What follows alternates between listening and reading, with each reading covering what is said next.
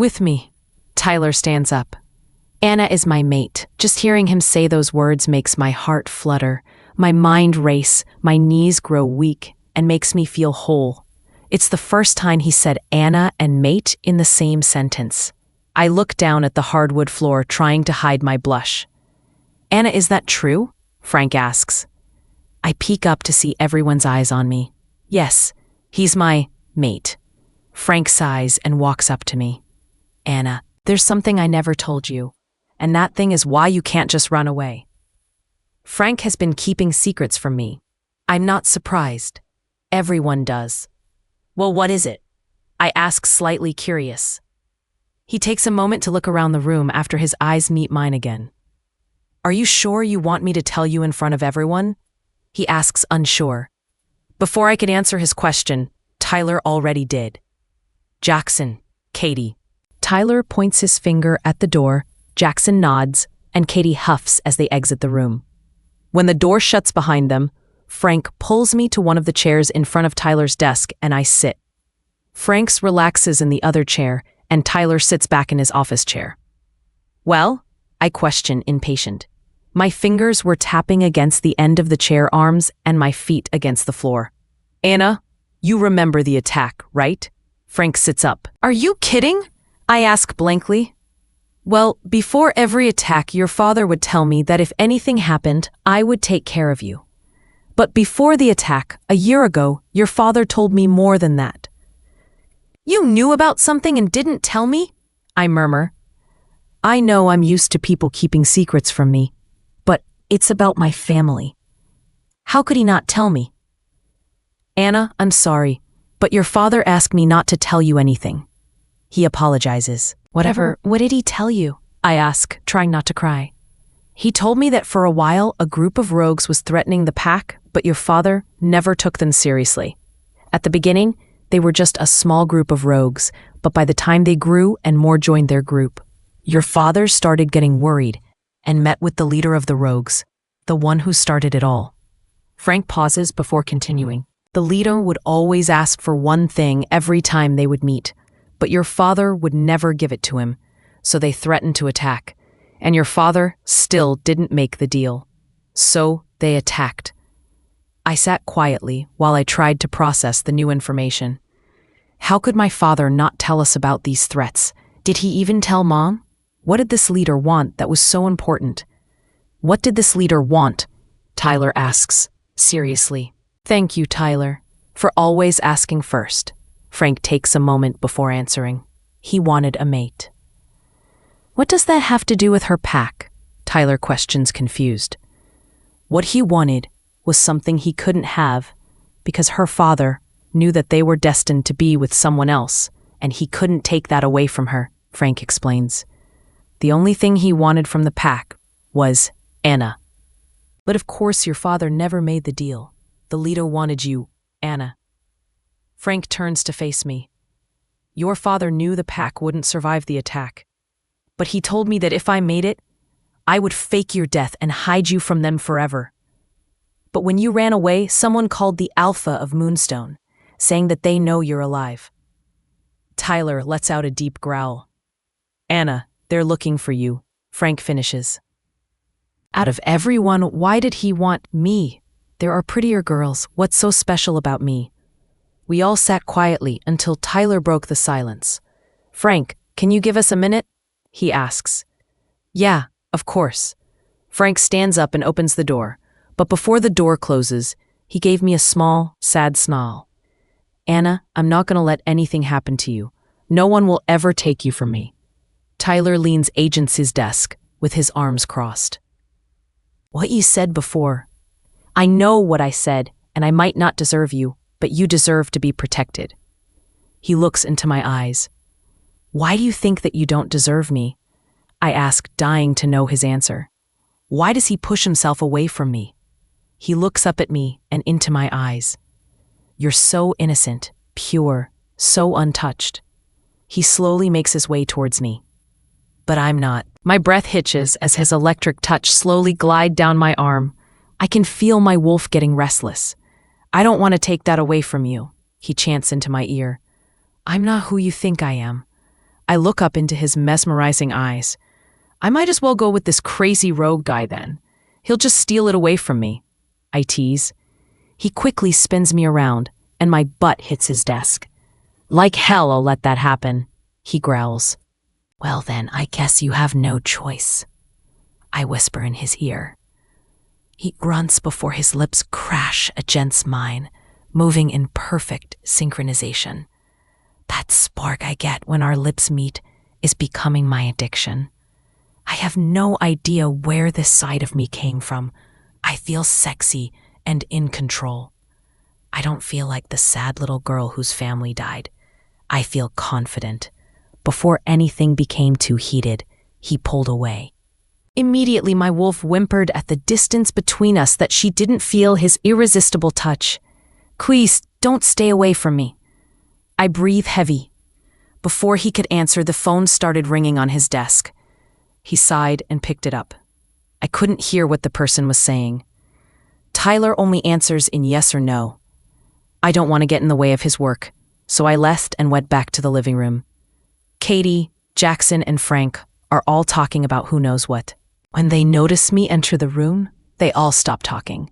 I crash on one of the couches and relax on the plush cushions. I don't even want to think about our kiss.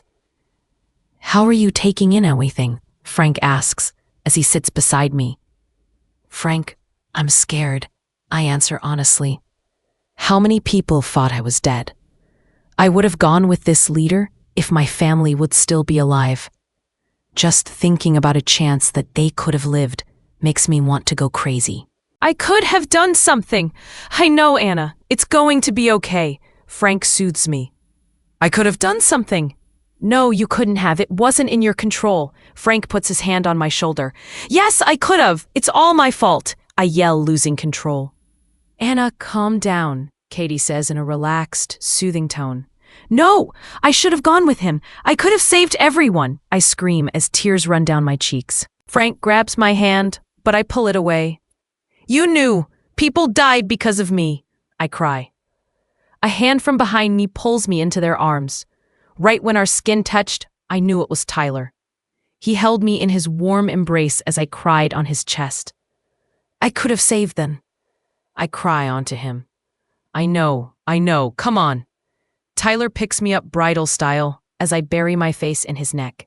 He carries me upstairs and into his room. Everything in here smells like him. He lays me on his bed and lays beside me, pulling me against him and holding me tight. I calm down because being beside him feels so right. His hand rubs my back as I sniffle. I close my eyes and take a deep breath. Anna, you're so beautiful, Tyler whispers. I woke up in Tyler's room alone. I was a little disappointed. I wanted to wake up next to him. I shrugged it off and pretended to get over it as I slipped out of his warm duvet. I went back to my room and took a shower. Even after the shower, I still smelled like him, and I love it. I got dressed and went downstairs, and the house was empty. Katie was at school, Tyler was working who knows where, and Jackson was training. I ate breakfast and decided to go for a run. I haven't let my wolf out in a while, and she was starting to bother me. I walked through the field in front of the woods and into the tall trees. I was getting ready to take off my clothes and shift, but I hear a noise behind me. I turn, but nothing is there. I shrug it off and take off my shirt, leaving me in my sweats and bra. As I reach for my pants, I hear the noise again. I grab my shirt and hold it against my chest. Hello? I call out. I get no response. I'm just going to come back later. I slip my shirt back on, covering my bare stomach from the cool breeze. Crack. I turn to the noise, but yet again, nothing. Who's there? This isn't funny, I yell into the trees. I think it is. I immediately spin around and come face to face with a man I have never seen before. I quickly bat away. What do you want? I ask, my voice is shaky. Look, I don't want to hurt you. All I need is for you to come with me, he orders. I shake my head and start sprinting the way back to the pack house. I look back and see him chasing after me in wolf form. Crap. I get ready to shift, but nothing happens. I try again as I dodge trees and boulders, but still nothing. I look back, and he's still chasing me. Where's everyone when I need them? I would fight him, but I can't shift. When I look back in front of me, I trip over a fallen tree's branch and hit the hard forest floor. I quickly struggle trying to get up, but his wolf steps on my back, pushing me back on the ground. Help! Help, please! I scream, trapped under his heavy paw. All of a sudden, another wolf appears out of the trees. He shakes his head and motions for them to go with him. He lifts his paw off my back and growls in my face. My heart racing, I stand up and run back to the pack house.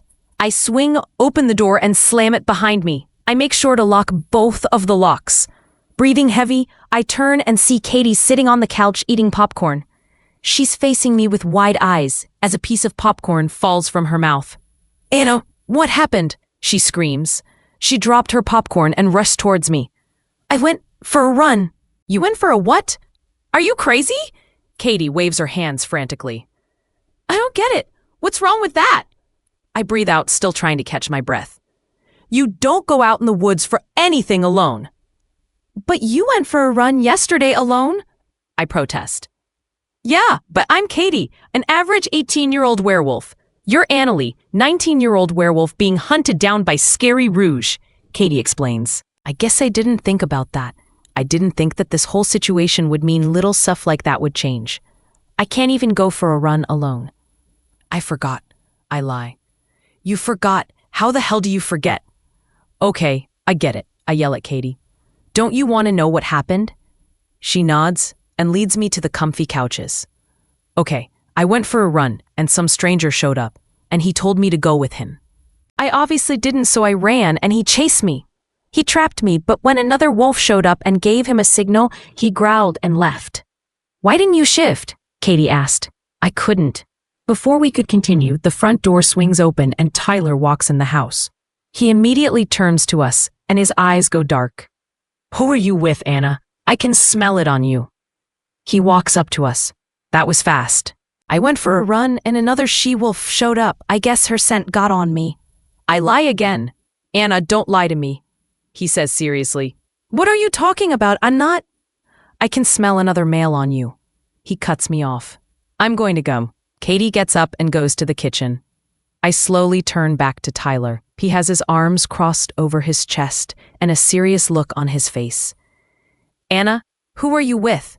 he asks slowly and impatiently. "I was running in the woods." I smile. He can obviously tell I'm bending the truth. "With myself." "Anna, you went alone?" he bursts. I look down at my hands resting on my lap. "Yeah, but I'm fine."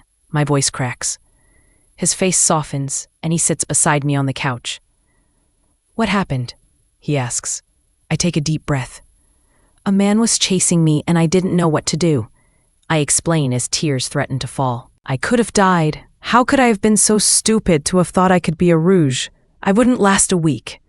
Why does life have to be so messed up sometimes? It's so unfair. All I want to do is disappear and never come back to any of this drama." "Anna, you could have been killed, hurt, he could have," he yells. "How could you have been so clueless?"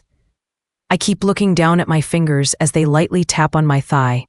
All I seem to do is make mistakes. I, Annalie Evans, reject. "Stop. It's what you wanted.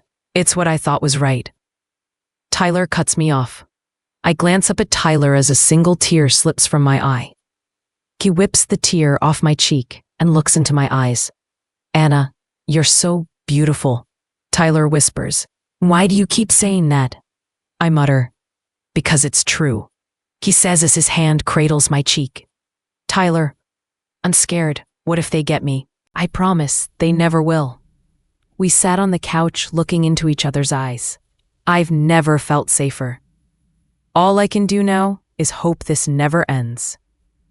"Anna, it's getting late. You should go to bed," Tyler suggests. I stand up from the couch and turn to the stairs. "You should too," I call to him before going up to my room. I walk to my bed and jump onto it, landing on my back. Does this mean something? What just happened? Are we a couple or something? Did Tyler accept that I'm his mate and that he wants to be with me? I'm acting like a 14-year-old girl. I walk to my closet and change into a pair of pajama shorts and a t-shirt. After I brush my teeth and other stuff, I slip in between the warm covers and try to sleep. But I don't. Too many thoughts are running through my head. I even keep looking at the window. I'm scared someone is going to climb through and kidnap me in my sleep. I'm acting ridiculous. For the next 2 hours, I tossed and turned on the bed, praying I would go to sleep. I turned towards the door. Oh my God. Tyler is standing in the doorframe with bags under his eyes. I guess dreams do come true. I know you can't sleep. Tyler sighs. I don't say anything. Come on. Tyler motions for me to go with him. I nod and pull the covers from my body. I get up and follow him to his room. I run to his bed and jump on it. I pull the soft blankets over my body. I hear Tyler chuckle. The bed dips down, and Tyler's heavy, strong, perfect arm pulls me into him. Let's just say I fell asleep. I finished off breakfast with Katie as we talked about going to the mall. She wanted to go get new shoes or something. She's been explaining to me why she needs a whole new shoe collection. Either they didn't fit or they're unexceptional, whatever that means. Anna, all you have to do is ask Tyler, Katie finishes. Oh, what if he's busy? I protest. He's not, it's just paperwork. That's something. I put my hands on my hips. Yeah, but he does that every day. She whines. Fine, I complain. I have a feeling Katie's been using the fact that Tyler and I are mates to get what she wants. I walk down the long hallway that leads to his office. I reach for the door handle. Oh, Tyler, I know you want to. I hear through the door. What the hell? I place my ear on the door and listen. Tyler, what's wrong? Do you need me to cheer you up? The flirty, girly voice rings in my ears. I can't even breathe. My heart starts to race, and my eyes grow watery. Should I go in? I feel like I'm gonna puke. Emily, please, Tyler says. Oh God. I let out a small whimper. I can feel my wolf hurting. I thought things were getting better. I thought that I finally got what I've been waiting for. Happiness. I gently move my ear from the door. I don't want to hear anymore. I can't even comprehend what I just heard. Anna, Katie calls as she peeks down the hall. I look up at her as a tear falls down my cheek. All I've been doing is crying. I'm such a baby. I'm weak. I walk past her and to the front room. Anna, what happened? Katie asks. I turn around and face her. Tell Tyler, I hope he's happy with Emily. I chuckle. Her face goes blank, and her eyes grow wide. I'll get my stuff later, I say, if we're going out the front door. I slam it behind me and start walking down the dirt road that leads who knows where. I walk until I reach the main road. It leads into town. I walk along the road until I get into town. I check my phone that luckily was in my pocket. I've been walking for about an hour. As the sun starts to set, I walk up to Route 33. I might as well get everything off my mind. I get in line and wait until I reach the bouncer. Let me in, I ask a bit annoyed. Whoa, I need to see some ID. I need to see some ID. The bouncer chuckles. I glare at him. He's a wolf from Tyler's pack. I've seen him around. Look, buddy, let me in or I'll get Alpha Tyler. Oh yeah, you're gonna get the Alpha. He laughs. I'm Annalee Evans, Tyler Parker's Nate. Call him if you have to. He raises an eyebrow and lets me in. I give him the smile and pat his chest. Good choice. I enter the club and head to the bathroom. I look in the mirror and fix my hair. I guess I'm not dressed for clubbing, I mutter to myself. You need a dress? A girl asks as she comes out of one of the stalls. Yeah? I have to admit that this is a little weird. I got one for ya, she slurs. Obviously she's been drinking. Come on, I'll switch clothes with you. Switch clothes? I question. I like my outfit. Give me your number and we can get each other's clothes back, she suggests as she stumbles to the sinks. Are you sure? I ask. Yeah, I'm going anyways. Then sure, I guess.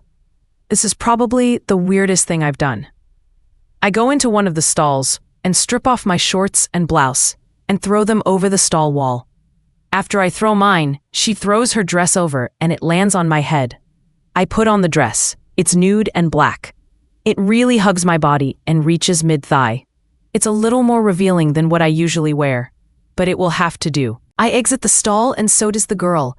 Here, give me your number and I'll call you tomorrow. She pulls out her phone. I give her my phone number and look in the mirror. I look good. Oh, I'm Chelsea, by the way. She holds out her hand. I'm Anna. Thanks for letting me borrow your dress. I shake her hand. No problem. Here, have my shoes. She takes off her black pumps and gives them to me. I take off my flats and hand them to her. Wow, they fit. I say, not believing that we are the exact same size. Yeah, it's a little weird. She laughs. Well, see you tomorrow. She waves as she stumbles out the bathroom door. Did that just happen? I walk out of the restroom and push through the small crowd by the bathroom doors. I make my way up to the bar and sit on one of the stools. Can I buy you a drink?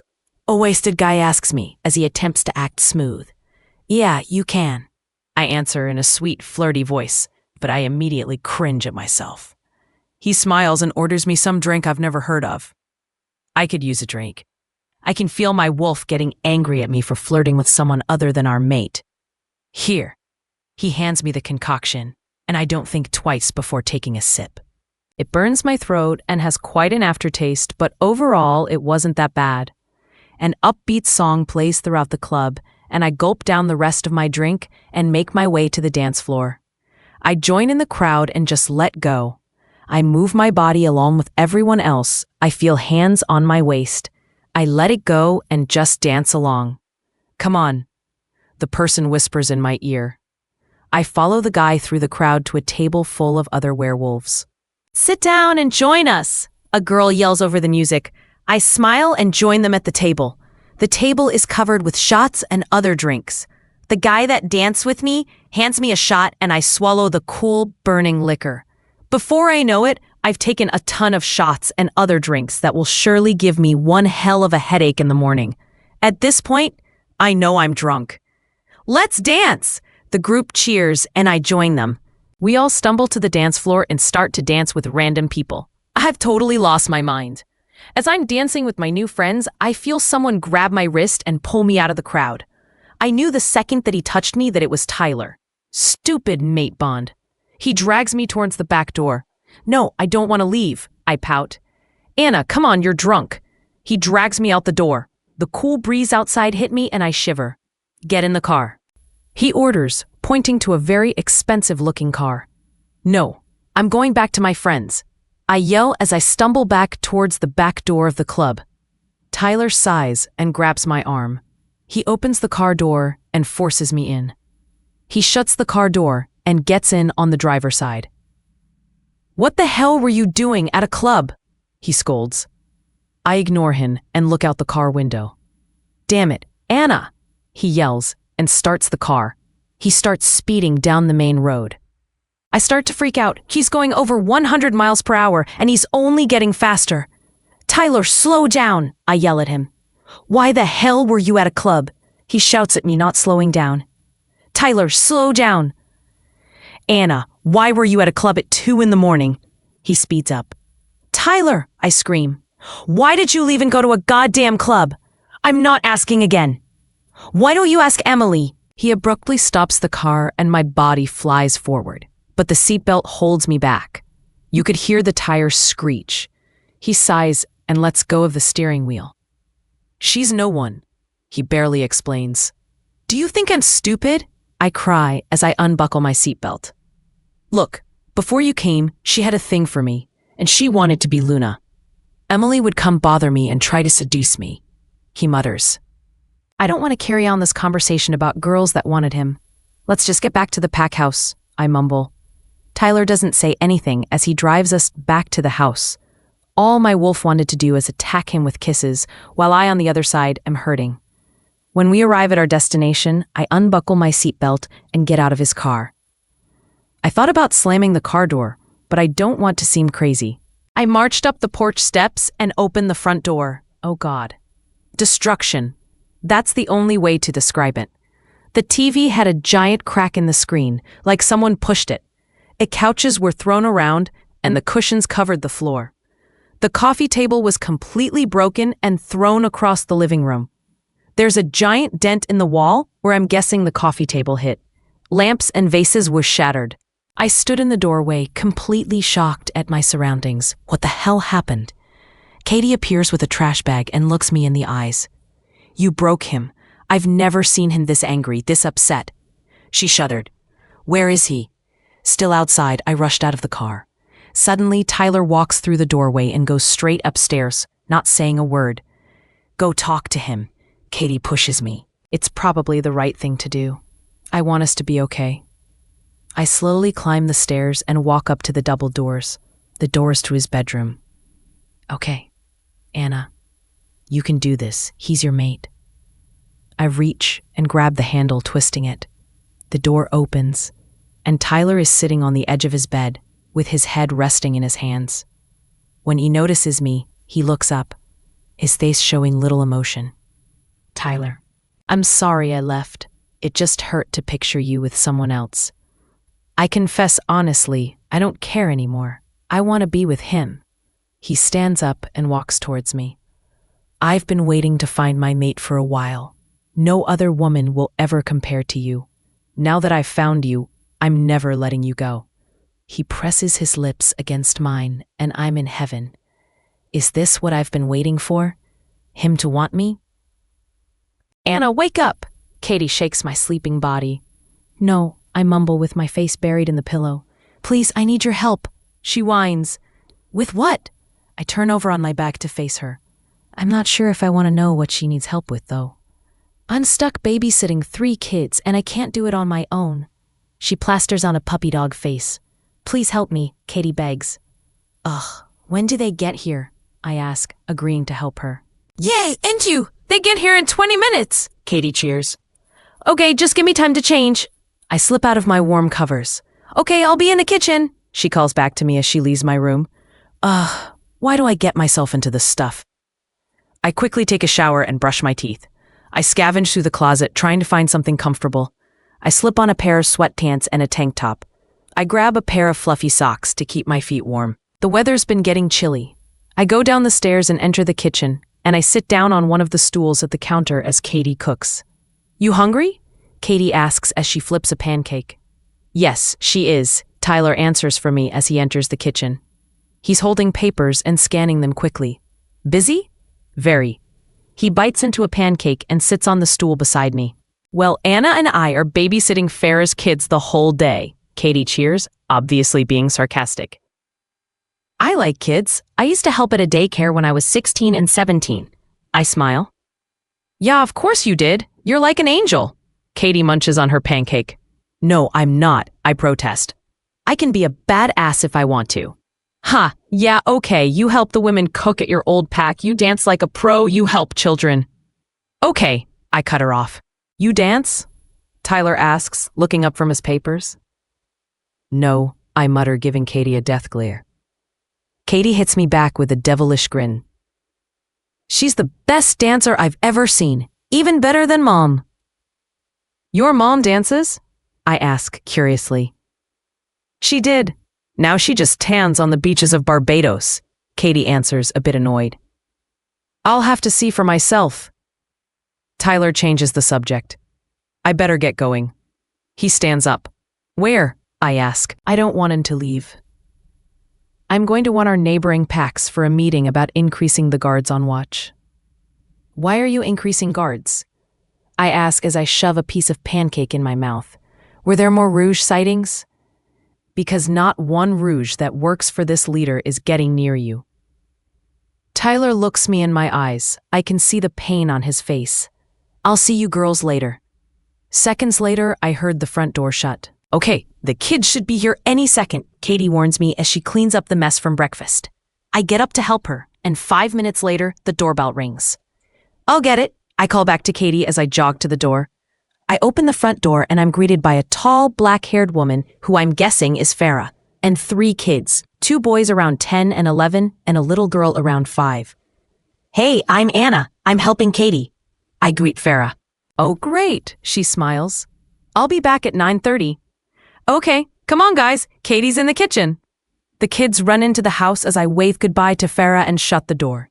I walk into the kitchen and see the two boys jumping all over the place and the little girl sitting on the cold tiled floor.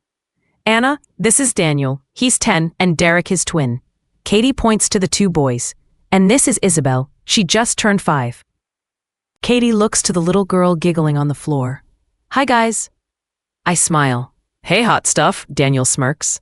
I stand back in horror. He's only 10 and already a player. Bless their family. Daniel, there's no way unless you want Alpha Tyler to kick your butt. Katie laughs. The kid shakes his head. Darn. I feel a tug on my shirt and I look down to see Isabel. Can you pick me up? My bun's cold, she asks. She's just the cutest thing. I pick her up and place her on my lap as I sit on a stool. Let's go to the park, Derek yells. Yeah, Daniel screams. Okay, we'll go. Just no more screaming, Katie complains. We all walk down to the park on packed grounds. The boys and Isabel run to the playground as Katie and I crash on the bench in the park. Goddess, they're so energetic, Katie whines as we watch them run around chasing each other. Help me, Isabel yells as she runs to us, the boys chasing after her. They said Raph was going to get me, she cries as I lift her up on my lap. Who's Raph? I ask Katie. Just some stupid scary monster kids come up with. Katie brushes it off. I swear she seemed a bit worried. Raph is a scary wolf that kills rogues in the woods. He's a monster, Isabel explains as she glares at the two boys. They even call him the killer in the woods, Daniel says. That's enough, Katie scolds them. Go play. The kids ran off back to the playground, screaming as they played tag. You okay, Katie? I ask her, a bit worried. Yeah, I'm all right. Why did she flip out about this Wrath person? I have to find out more. Maybe I should ask Tyler later. After the kids had been tired out, we went back to the pack house for lunch. I made grilled cheese as Katie drew flowers with Isabel. The boys were playing video games in the living room. Lunch is ready, I call to the boys in the other room. I grab the plate piled with grilled cheeses and place it in the center of the table. I hear the front door open from the other room, and Tyler walks in the kitchen the same time the boys run in. Daniel turns to Tyler and pats arm. You're one lucky guy. Tyler turns to Katie and me with a confused look. Come on, food's ready, I call out, changing the subject. Everyone gathers around the table and starts to munch on my amazing grilled cheeses. Before I sat down, I put the pan in the sink. Suddenly, the doorbell rings. I'll get it, I call to the table of children. Yes, I went there. I speed walked to the front door and pulled it open. I look up and paused. My heart stopped, and so did my breathing. Anna, who is it? Tyler yells from the kitchen. Anna? Tyler walks into the front room. I couldn't move. Dad? I was going Tracy. That's it. He's not there. I am just imagining him out of mourning. My dead father is not in front of me. Anna! The man at the door breathes out. I shudder at the thought of this being reality. I has to be dreaming. This isn't real. No, you're not here right now. I mutter, trying to figure this out. Anna, I know you must be confused. No, I'm not, because this isn't happening, I yell. Fear, confusion, pure terror is all I felt. My father died a year ago in an attack against our pack. He's dead, along with the rest of my family. Please, Anna, I beg you, just let me explain, the man pleads. I take a deep breath as I hold back the tears forming in my eyes. A sense of comfort floods through me as Tyler pulls me into his chest. His hand draws patterns on my back, calming my raging emotions. Please come in. Tyler invites my so-called father into the house. I don't dare let go of Tyler as the three of us sit down on the large white couches in the living room. After Tyler's rampage, Jackson and Michael had to come over and help move everything back. We even had to buy a new coffee table. I gently sat down next to Tyler, and I stared down at my lap, not wanting to face reality. Anna, I'm so very sorry, my father breaths out. I know this is a lot to take in. I let out a deep chuckle. I'm sitting in front of my dead father. It's quite a lot. How could he just knock on my door one day and say sorry? Sorry doesn't fix that you lied about your death. It doesn't fix that I had to mourn on my own. A year of believing I lost everything. Annalie, please just let me explain everything. He begs, pain filled his dark green eyes. If Tyler weren't here, I'd most likely be the one ripping apart furniture by now. You're a bastard. How dare you do this to me, I cry. Fake your death for your own daughter, your own blood. I can see the hurt in his eyes. Anna, I'm going to give you privacy for you to talk with your father. Tyler stood up and left the living room, leaving me cold and alone with my alive father. All I want to do is tell you everything. Why I faked my death. Why you had to fake yours. Why Richard wants you. He explains. All the answers? He wants to give me all the information I would kill for. Fine, I agree briefly. A small smile forms on his face.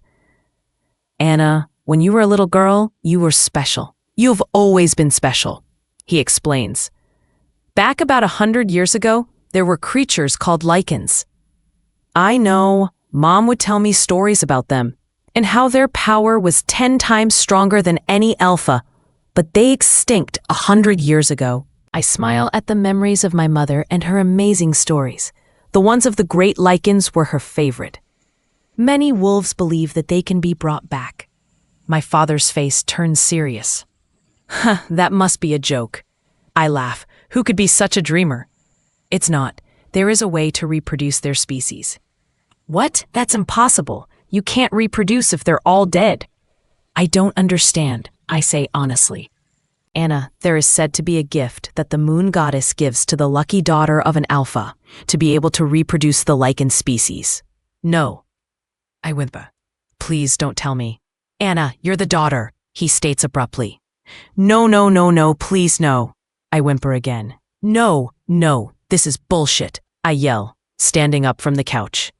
Anna, every male werewolf wants you. They want to reproduce the lichens as their own. My father's face filled with hatred for these psychotic men. No, a tear rolled down my cheek. You are the key to their dreams. Lichens could make any pack undefeated, untouchable. I try to block out his painful words as they infect my mind. They all want to use me. What kind of gift is this? My dead father is alive, and I'm made to reproduce a powerful, extinct species. What else? Was I made to be used as an object? Anna, this is not a curse. It's a gift that everyone wants. My father's face falls. I'm so sorry, Anna, my precious little girl. How did you find me? Frank, he reports back to me. He's known the whole time. Anna, I have to go, but it's not forever. My father stood up from the couch and made his way to the front door. His time with me was too short. I have so many more questions. I'll be back, Anna, I promise. His last words replayed in my mind after the door closed. I want my questions answered, but do I want him to come back? He lied to me. I wiped the tears from my eyes and calmed down. I went back into the kitchen where everyone sat silently. I knew they heard. All their eyes lay on me. They know everything. Tyler knows everything. I couldn't bear to look at him. I cursed him with my gift. I'm sorry. I apologize for running out of the room and up to my bedroom. I slam the door shut and slide down its smooth surface. What does Tyler think of all this? His mate has the gift to reproduce lichens, to only ever reproduce lichens. I stand up and crawl into my warm bed, searching for a sense of comfort. Suddenly, the door opens, and Tyler stood in the doorframe, his face worried. I'm so sorry. I burst into tears. He immediately walks over to me and joins me in my warm covers. He pulls me into his embrace as he holds me in his arms. Why are you sorry? He asks as he strokes my hair, creating a soothing feeling. You heard what my father said. Yes, I did. He answers like he wasn't affected. How can he still want me? Maybe for the perks of a strong pack, but the drama? I don't care if you give birth to lichens or regular wolves. Whatever it is, it will be ours. My heart swells at his words. How did I get so lucky? Thank you, I whisper against his hard chest. I laid in his arms as he played with my dark brown locks. With him I was safe. I didn't have to be scared, because I know he will protect me. Tyler, who's Raph? His body suddenly stiffens at the mention of their name. Nothing. Just a made-up monster to scare the kids. The kids today were talking about him, and Katie started acting weird. I ponder out loud. He takes a deep breath and shrugs it off. She doesn't really like that kind of stuff. Oh. A part of me can't help but notice the worry, the sudden scare when I mention his name around Katie and Tyler. What are they hiding from me? Please, just no more secrets. I woke up alone in my bed, covered in a thin layer of sweat. There was a sharp pain in my pelvic area. I let out a small whimper at the sudden course of pain. What is happening? After waiting a couple of minutes, the pain didn't subside. I quickly got off the bed and slowly made my way to the door, holding my pained area. I pushed the door open and tried to hold in my screams. The pain was just too much. Tears started to form as I crawled to the stairs. Come on, Anna, you can do this. Ah, goddess! I cry out as I attempt to climb down the steps. Where is everyone? Someone, please! I cry out into the empty house. When I reach the bottom of the staircase, I roll onto the tile, the cool stone causing the silliest sensation of relief. Please, I mumble as my face pressed against the tiled floor. How could such pain be a gift? Suddenly, the front door swings open and Katie enters the house. She turns around and locks the door before her eyes land on me. Oh, Goddess Anna. She rushed to my limp body. She kneels beside me and attempts to lift me up. What happened? Did you fall down the stairs? I whimper out in pain as she tries to move my body. Anna, I don't know what to do, Katie cries out. I turn my face to look at her. Katie, call the doctor now. I croak. She quickly gets up and pulls out her phone. Yes, I need the pack doctor at the pack house now. She yells into the device and swiftly hangs up. Anna, what do you need? She asks. I can tell her heart is racing. I need Tyler. I let out another cry as the pain doesn't seem to end. Why me? Why now? I can tell Katie is mind-linking Tyler by the emotion on her face. Don't worry. He's coming. Coos in my ear while stroking my back. The door bursts open again moments later, and a woman is rushing into the house. Okay, what happened? She asks Katie seriously. I don't know, Katie whimpers. The doctor turns to me, as if transferring the question.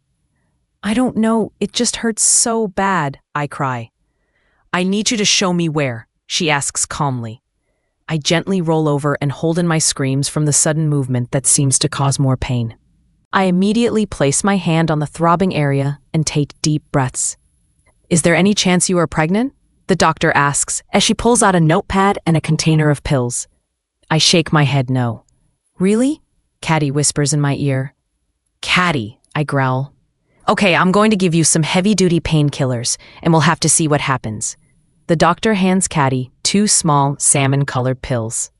Katie lifts my head up on her knees and pops them in my mouth, then holds up a water bottle to my lips that the doctor gave her. I drink the cold liquid and the pills drain down my throat. Where's her mate? The doctor asks. Right here.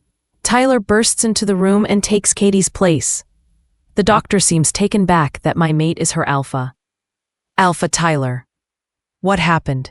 He asks the doctor but looks into my eyes. His hand strokes my hair as my head rests on his knees. Katie found her at the bottom of the staircase, and we don't seem to know what happened. But she's experiencing sharp pain in, I'm guessing, her ovaries. I gave her painkillers, and we have to wait and see if the pain subsides so we can find the cause of the pain. The doctor explains to Tyler. We should move her to the couch, the doctor suggests. I frantically shake my head, remembering the pain of when Katie tried to move me. Anna, it's okay. I'll make it quick. Tyler's voice laced with pain, worry, fear. His arms slide under my body, and he lifts me up from the cold floor. I hold in the pain as he moves me to the couch. I don't want to worry him more. When I'm placed on the plush white cushions, the pain decreases. I think the painkillers are starting to kick in, the doctor informs us. I glance beside me. Tyler is holding my arm, looking like he's about to break down. I'm okay, I mumble to him. My eyelids grew heavy, and darkness overcame me. My eyes shot open, The light burned them, but that wasn't my top priority now. As my eyes adjusted to the brightness, I figured out I was in my room, lying on the bed. I didn't feel any more pain in my pelvis. What happened? I stretched out my aching limbs and slipped out of the warm duvet. I tiredly walked to the door and peeked into the hallway. It was empty. I guess everyone is downstairs. I slowly make my way down the steps, remembering the events of last night. Was it even at night? I can't remember. All I do remember is blacking out. Or did I fall asleep? I need some answers before I think I went insane. I could hear talking coming from the kitchen, and my mood immediately lifted up. I entered the kitchen, and everyone turned to me. Everyone being Tyler, Katie, Jackson, Michael, Nicole, and Nicole's small but noticeable baby bump. When Tyler saw me, his face lit up and he rushed to me. His arms wrapped around my body, and I was welcomed into his embrace. He's hugging me in front of people. How long was I out? You scared me, Anna. He whispered in my ear, sending chills down my spine. What happened? I asked, my voice sounding sore. You blacked out for 2 days straight, Katie pipes up. I pulled away from Tyler's arms and looked at him straight in the eyes. Why? When you blacked out, it gave the doctor a chance to run some tests and take x-rays. The pain was coming from your ovaries. Your body is starting to produce different egg cells, the ones of a lichen, Tyler explains. Then why does it hurt so much? Right now, this is very unnatural for your body, but the doctor said over time the pain will drastically decrease. Well, I guess Jackson, Michael, and Nicole know about my so-called gift now. Anna, you have to go and get changed. Do whatever you have to, because the doctor wanted me to take you to see her right when you woke up, Tyler informs me. Something about Tyler. He's different. It's like he cares a lot lately. Plus, he still didn't really answer my questions about Raph. I nodded and fled upstairs. I wanted the doctor to tell me everything she knows about what's happening with my body. I took a quick shower and changed into warm clothes. I hurried back downstairs and Tyler was waiting for me in the front room. Ready? He asks, grabbing his car keys. I guess. We both got into his expensive sports car and made our way to the pack doctor. I was nervous, even though I knew what was wrong with me. I can't help but wish the doctor would tell me I'm normal, that this gift just disappeared. My hopes were too high. How are you feeling? Tyler asked me, but kept his eyes on the road. Disappointed, depressed, upset, furious, terrified, weak. I poured my thoughts to him, not even caring anymore. Tyler's grip tightened on the steering wheel. His knuckles turned white. At least I'm not alone. I reached my hand out and rested on his tense shoulder. But he wasn't relaxing. Tyler. Anna, I don't want you to feel those things. It kills me. I just want to make it stop. He pulled into a parking lot that belonged to a giant dark gray building. The car stopped in one of the parking spaces, and Tyler pulled out his keys, making the engine fade away. Kiss me. I turned to his worried face. He didn't think twice before gently placing his soft lips on mine. I missed the feeling. Electricity, fireworks, the feeling that confirms that he's my soulmate. Our kiss didn't last long, but when we pulled away, I looked straight into his deep blue eyes. For that 5 seconds, it all went away. You made it stop. He brushed back a strand of my hair behind my ear. That's all I want. He crashed his lips on mine and everything disappeared. Our lips moved in perfect synchronization. He gently bit my bottom lip, asking for an entrance. My body couldn't help but grant it.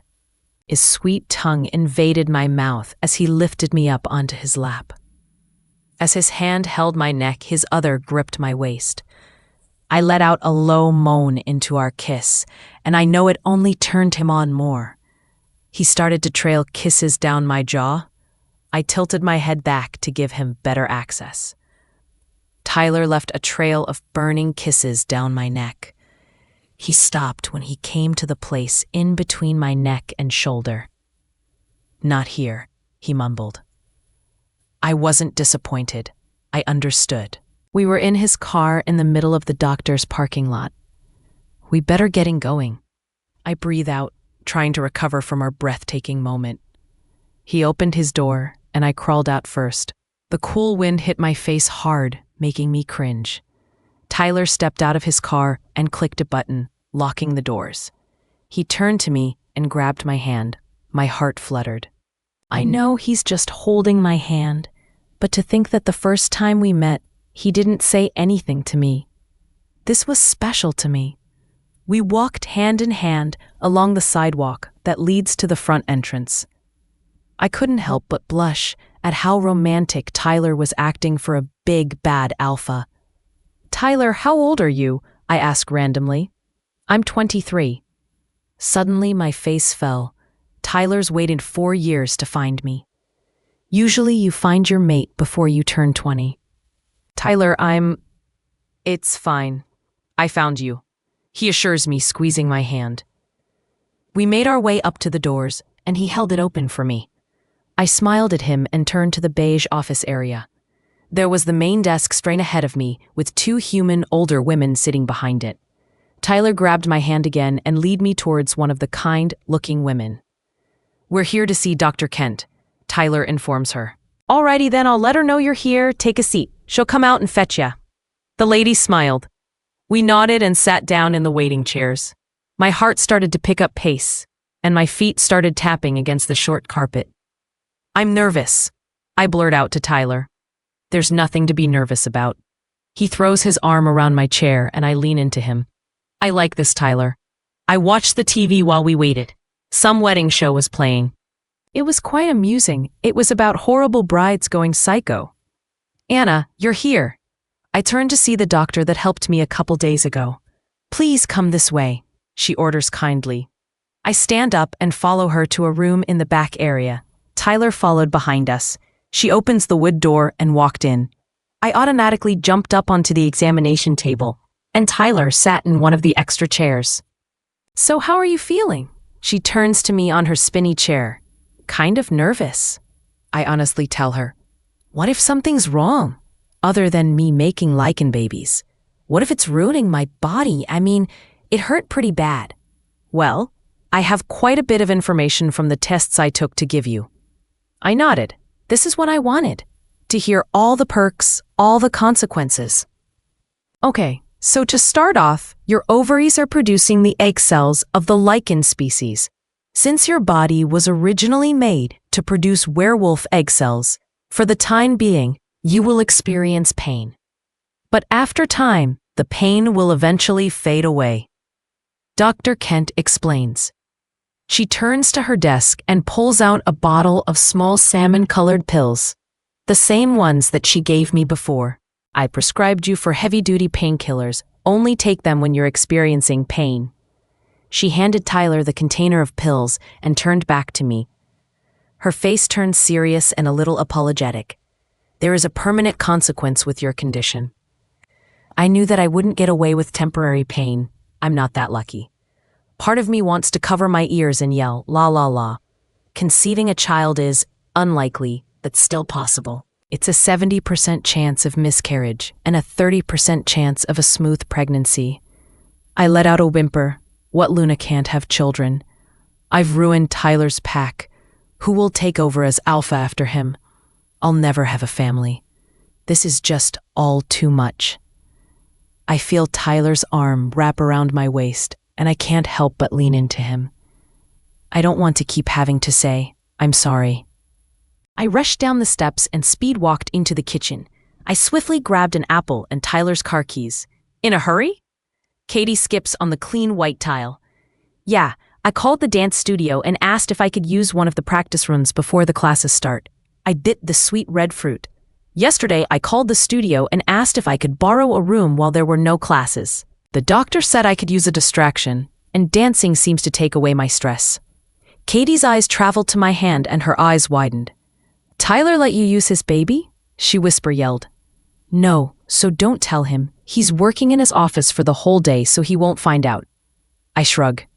Katie started to chuckle. Okay, just don't hurt his baby. She emphasizes baby. I raise an eyebrow at her, then check the time on my phone. I'll be back in 2 hours. I bit my apple again and walked out the front door. I pulled out the car keys and clicked the unlock button. His baby. It's a car, I mutter. I climbed in the front seat and started the engine. My foot pushed down on the pedal and the car was off. I drove down the main road until I came to the small shopping center with the dance studio. I parked the car and made my way to the front doors.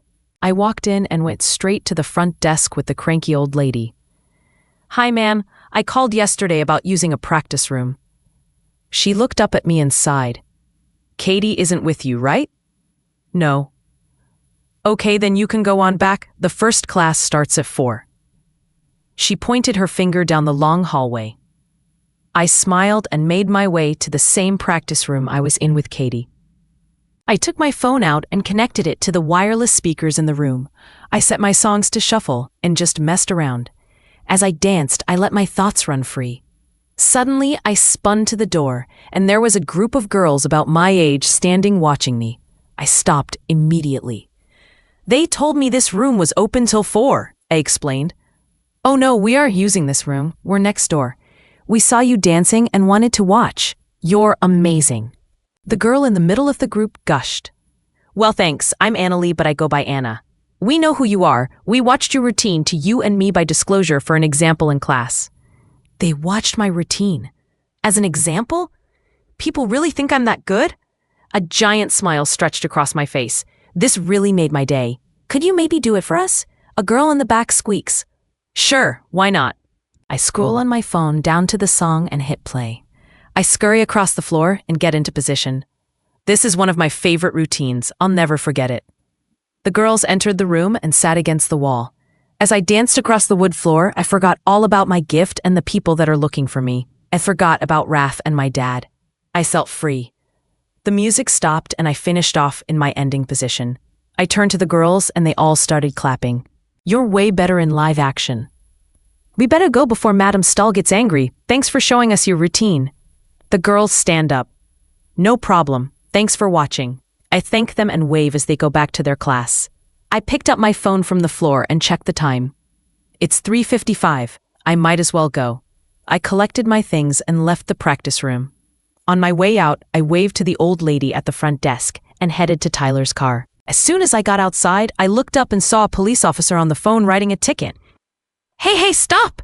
I ran to him and tapped on his shoulder. "What's with the ticket?" "Ma'am, you parked in a handicapped parking space and there is no disabled parking permit displayed." The officer barked at me. "Crap, I didn't even notice that it was a handicapped space. Look, I'm so sorry. I didn't notice, I beg." The officer sighed and slapped the ticket in the hood of Tyler's car. "Just be careful next time. I could have got you towed," he warned. "Thank you so much, I will." I call to him as he gets back in his cop car. I grab the ticket off the hood and scan it. $260 undead. I stole his car and got him a ticket. At least he didn't tow me. Or else I don't even know what would happen. I took the ticket and climbed in the car. I really don't want to tell Tyler. What if he breaks things again? I don't think he would be more worried about the money than his baby. I drove back to the pack house with my nerves on edge. I pulled up to the house and got out of the car. My feet slowly tapped against the cement as I tried to waste time and think. I quietly peeled the front door open and peeked through. It's clear. I crept into the kitchen and leaned against the counter. How do I hide a ticket? "Anna, you're back." Katie sighed, completely relieved. "Yeah, so?" I mutter, trying to act normal. "Someone called Tyler and said that they had you in their sight, that they saw you dancing in the studio. They told him that you weren't coming home." She panicked. Someone was watching me. Oh, goddess, that's just creepy as hell. But why didn't they attack me? "Where's Tyler?" I breathe out. "He went out with a bunch of guards to find you. I'm going to let him know that you're back." Katie left and rushed to Tyler's office to call him. Someone was watching me and I didn't even know. They must have followed me to the studio. How did I not notice? All I wanted was Tyler to tell me it's all right. I want him to remind me that he's protecting me. I should have told him I was going to the studio. I called him and he's on his way back, Katie assured me. "I got a ticket," I mutter, but my mind is somewhere else. "How?" "I didn't notice it was a handicap spot. I didn't notice someone following me." Katie's face softened and she pulled me into a hug. Anna, it's fine. You're so distracted with all this lichen business, I wouldn't notice either.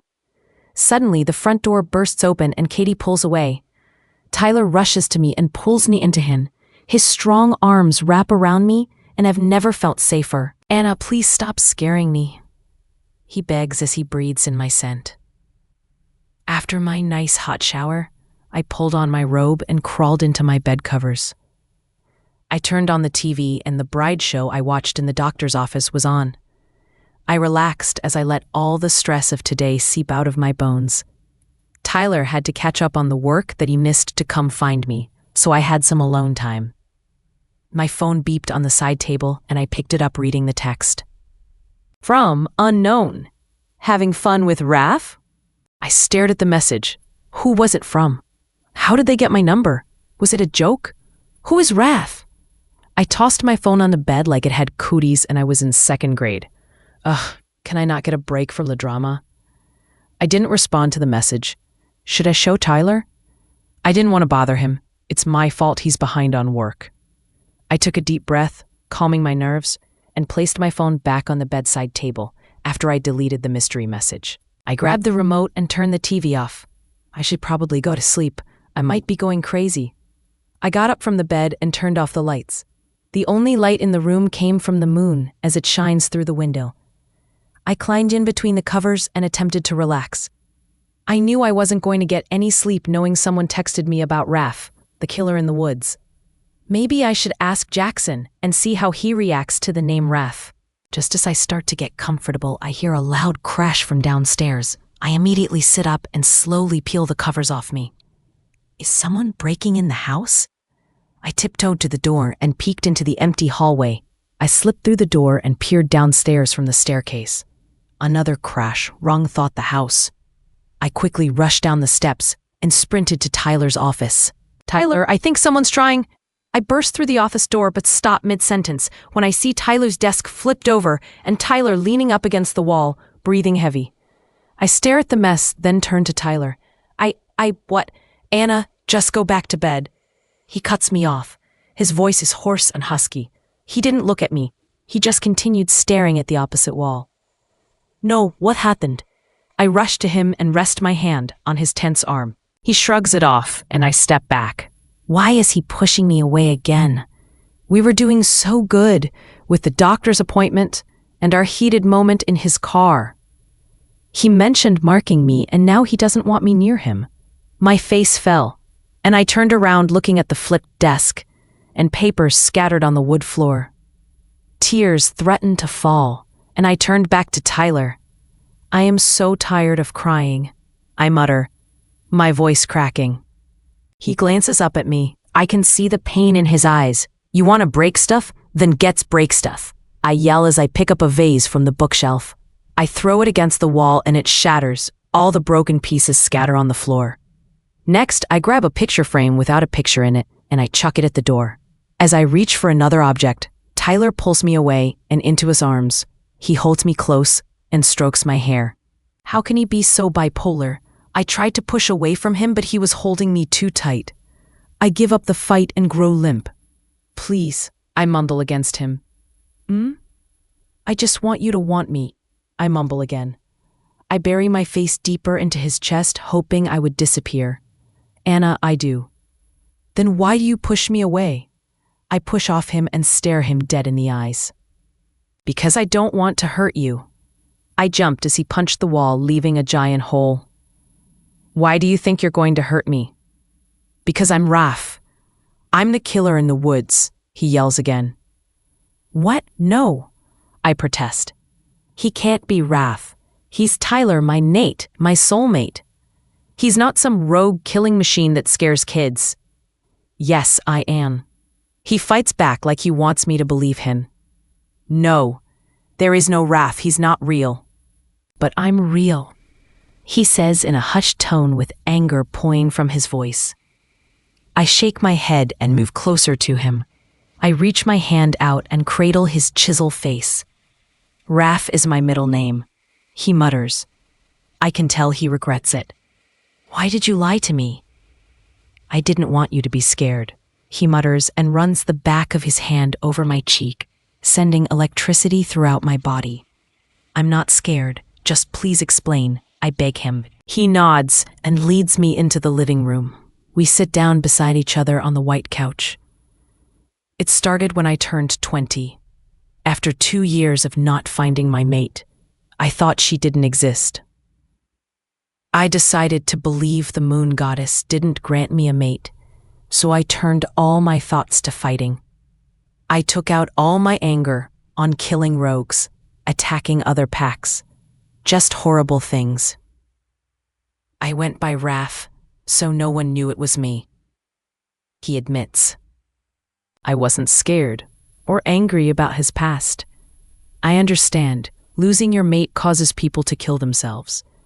But thinking that you'll never find your mate, your other half, it's terrifying.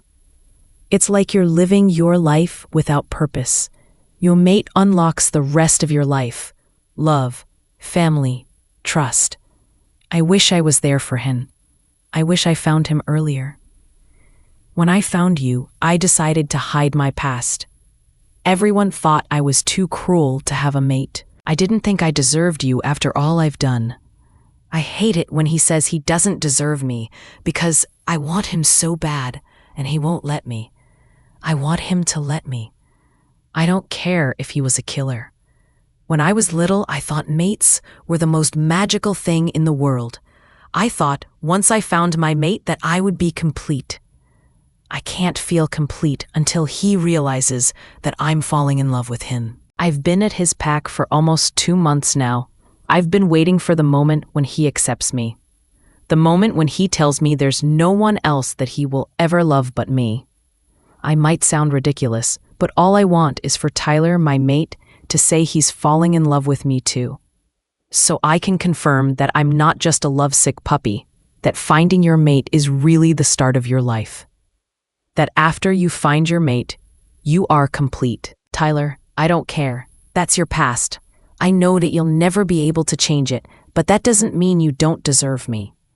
From the second I saw you, I couldn't believe that I found my mate, the one person that's supposed to be the rest of my life. I tell the truth quietly.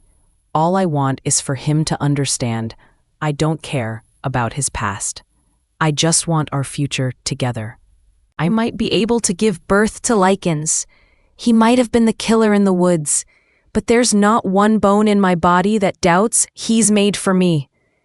I have people looking for me, wanting to take me as their own. The only person I want to be with is Tyler. He's the only person I'll ever want. Every bone in my trembling body knows that with him I'm always safe, that when I'm in his arms, there's not one bone in my body that's scared. I know that he'd do anything to protect me. I don't want him just to protect me. I want him to love me. Anna, you're so beautiful, he mumbles as he gazes into my eyes. You're perfect. You're a lovely person. You're trustworthy. You brighten everyone's spirits when you enter the room. You'll be a perfect Luna. Mark me, please. I let out a small whisper. He leans in and our lips connect. The feeling of electricity and fireworks make my body shudder. His tongue swipes across my bottom lip, asking for an entrance. My body couldn't resist. His sweet tongue danced with mine, making me restless. He trailed burning kisses down my neck, leaving love bites. I let out a quiet moan as he reaches the spot between my shoulder and neck. This is it. He's going to mark me, make me his. It will only hurt for a second. His voice, husky. His canines emerge from his mouth and traced along my skin. They sink into me, causing me to whimper out in pain, but slowly it starts turning into pleasure. He pulls away, and I quickly rush to the mirror. I hear him chuckle behind me at how eager I am to see my mark. I look in the mirror at my mark. It's a full moon with 2 wolves beside each other. It's perfect, beautiful. I stare in awe. Just like you.